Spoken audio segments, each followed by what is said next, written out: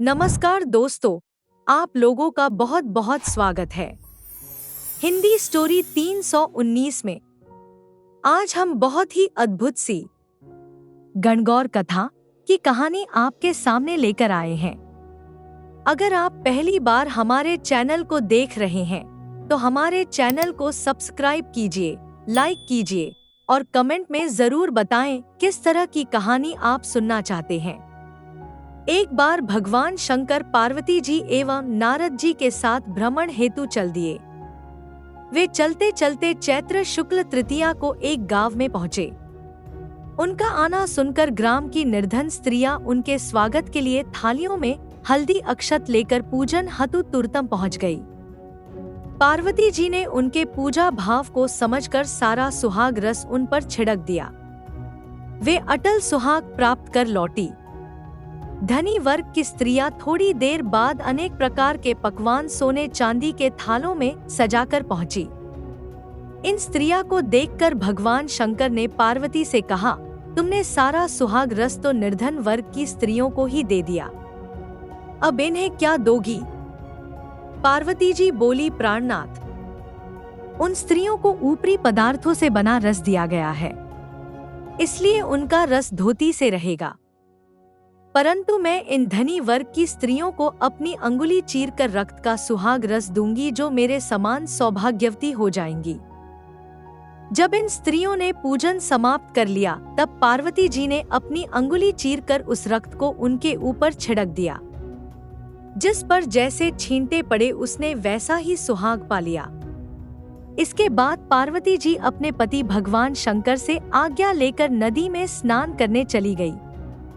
स्नान करने के पश्चात बालों की शिवजी की मूर्ति बनाकर पूजन किया, भोग लगाया तथा प्रदक्षिणा करके 2 कणों का प्रसाद खाकर मस्तक पर टीका लगाया।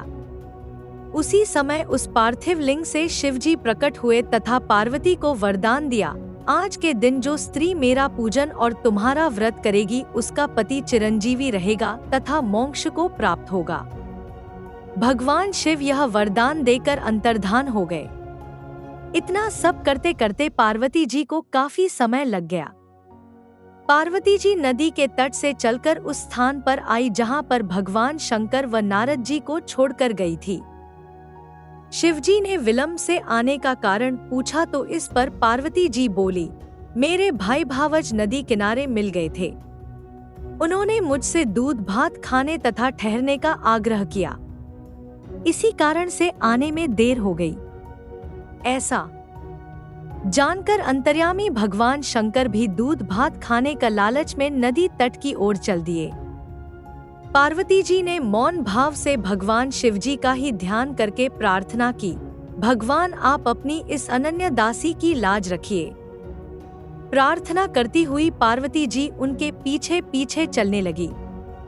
उन्हें दूर नदी तट पर माया का महल दिखाई दिया। वहां महल के अंदर शिवजी के साले तथा सहलज ने शिव पार्वती का स्वागत किया। वे 2 दिन वहां रहे। तीसरे दिन पार्वती जी ने शिवजी से चलने के लिए कहा तो भगवान शिव चलने को तैयार न हुए। तब पार्वती जी रूठकर अकेली ही चल दी। ऐसी परिस्थिति में भगवान शिव को भी पार्वती के साथ चलना पड़ा। नारद जी भी साथ चल दिए। चलते चलते भगवान शंकर बोले, मैं तुम्हारे मायके में अपनी माला भूल आया। माला लाने के लिए पार्वती जी तैयार हुई तो भगवान ने पार्वती जी को न भेजकर नारद जी को भेजा। वहां पहुंचने पर नारद जी को कोई महल नजर नहीं आया। वहां दूर दूर तक जंगल ही जंगल था। सहसा बिजली कौंधी। नारद जी को शिवजी की माला एक पेड़ पर टंगी दिखाई दी। नारद जी ने माला उतारी और शिवजी के पास पहुंचकर यात्रा कर कष्ट बताने लगे। शिवजी हंसकर कहने लगे, यह सब पार्वती की ही लीला है। इस पर पार्वती जी बोली, मैं किस योग्य हूँ? यह सब तो आपकी ही कृपा है। ऐसा जानकर महर्षि नारद जी ने माता पार्वती तथा उनके पतिव्रत प्रभाव से उत्पन्न घटना की मुक्त कंठ से प्रशंसा की।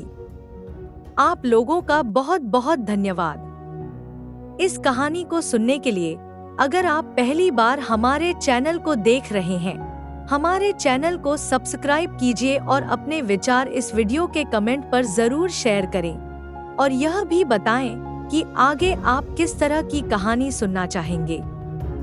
फिर मिलते हैं एक नई वीडियो के साथ। धन्यवाद।